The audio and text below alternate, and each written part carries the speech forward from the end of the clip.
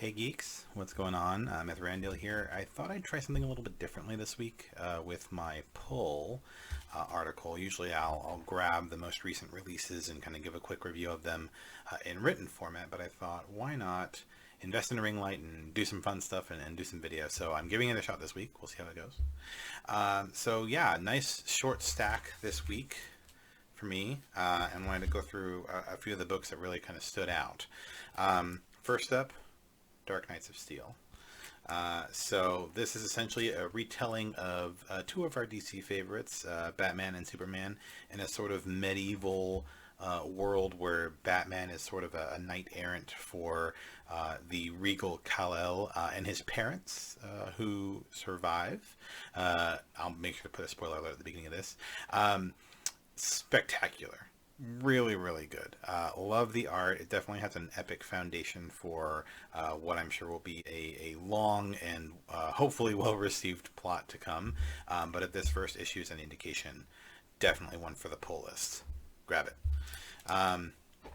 Darkhawk, number 3. Sorry, getting a reflection there. From Kyle Higgins. Kyle's had a great week this week. I'll talk more about that with Radiant Black. But latest Darkhawk, another fantastic issue. Extremely heavy, very emotionally affecting, with Connor's revelation of Derek's death and seeking out some vengeance for his friend, getting a little bit in over his head, and thankfully someone swinging to the rescue. So great issue in Darkhawk. Keep it on that pull list. Has yet to disappoint. First tie-in for Death of Doctor Strange from this week, the Strange Academy issue. This one was fun, but probably could have passed. There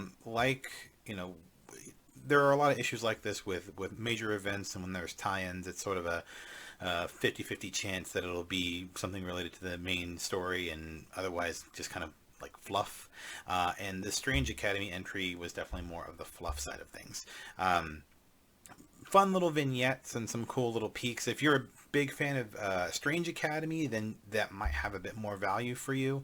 I'm not huge on the series myself, and so it was a little bit harder for me to get super invested. And when it comes to the main Death of Doctor Strange storyline, it didn't have nearly as much narrative investment as the Avengers tie-in, which I'll talk about in a minute. So for me, it was a pass. Amazing Fantasy, number 4. Been really enjoying this series so far, and this issue was super heavy. I was surprised at how heavy it was in the opening half.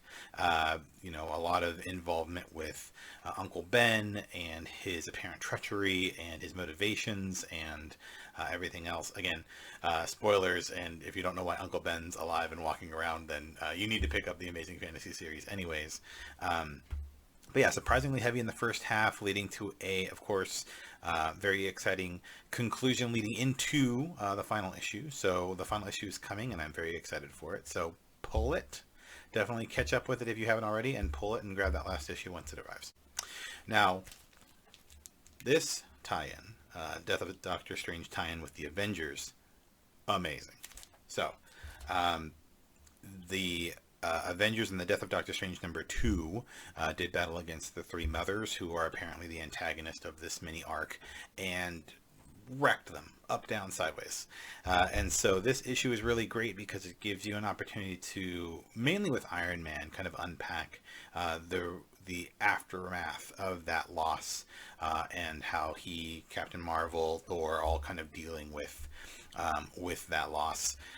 And yeah, I mean, there's just a lot there in terms of revelations around these foes and the threat of them, leading into Death of Doctor Strange number 3, which is coming soon. Before going to the next one, Hulk unfortunately was pushed this week. I'm super bummed about that. So just as a footnote, I'm waiting for Donny Cates' Hulk with eager anticipation. I bought the whole seat. I only need the edge, that sort of thing. But not this week. It wasn't meant to be. But Radiant Black, number 9, showed up. And again, that's Kyle Higgins' book number 2. Killed it. absolutely crushed it this week. Probably the most emotionally intense issue of the week.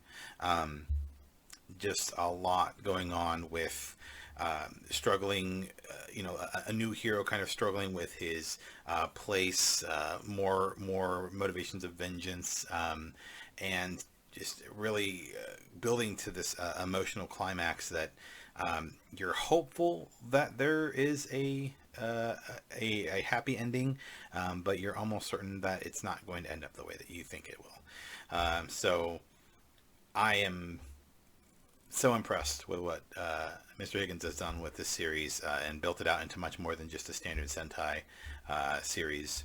So very excited for what's next for Radiant Black. New Critical Role issue, Vox Machina Origins. Sorry again for the glare. So I am a huge fan of Critical Role in general. I just happen to also have the Tales of Exandria Bright Queen issue here on my desk as well. But this week, Series 3 issue, I believe it's 4. Yeah, issue 4. They're fighting against a Herald of the Rhyme Lord, a dragon, essentially. Fantastic fantasy fun. If you aren't familiar with Critical Role as a franchise, you likely will be, more so once the Amazon series arrives, which will be early next year. And if you're just a fan of fantasy in general, if you haven't taken a look at the Critical Role series, I would highly recommend that you do so. There's a great hardcover collected edition of Series 1 and 2 that you can check out. And then, of course, you can catch up on the singles with Series 3. So, last one, The Human Target, DC Black Label by Tom King. Wow, I was not expecting to enjoy that quite as much as I did. Now, don't get me wrong, I am a huge fan. Tom King's Superman Up in the Sky is probably one of my favorite Superman stories ever. So it's not that Tom King isn't great at what he does. He is.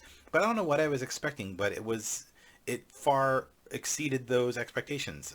So a great foundation for a mystery narrative, some familiar faces, a really great setup to the story from the opening pages. I think you'll see once you get a chance to read it why it's so engrossing.